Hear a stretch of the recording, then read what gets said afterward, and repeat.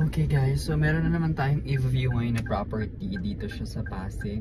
But I had to drive kasi hindi siya walking distance. So, maganda yung property kasi malaki yung kanyang lot area. So, pakita ko sa inyo mamaya. I'm just waiting dun sa agent. Pero, excited ako makita niyo yung property kasi nagandahan din talaga ako.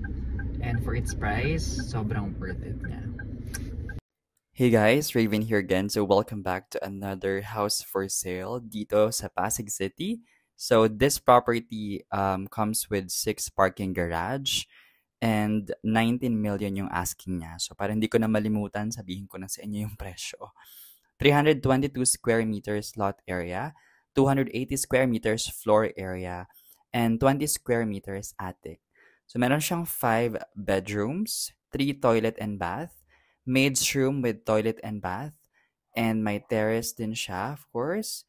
Meron siyang puno, and then peaceful and cold weather village.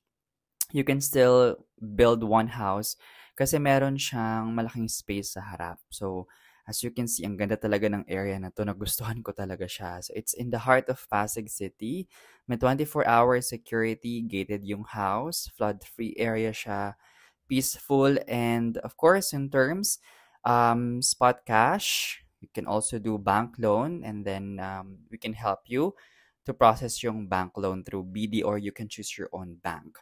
So if you're interested dito sa property na to, ang ganda ng area guys, ang masasabi ko lang, sobrang worth it ng price na to. It's because napakalapit nito sa SM dito sa Pasig. Tapos walking distance siya sa bagong NU na school. And also, kapag lumabas kayo ng village, makikita nyo naman kanina na sobrang dami pang trees and all. Kaya nagulat ako na meron pa palang ganitong lugar dito sa Pasig. So, if you're interested, just message me on my Instagram so I can refer to the owner.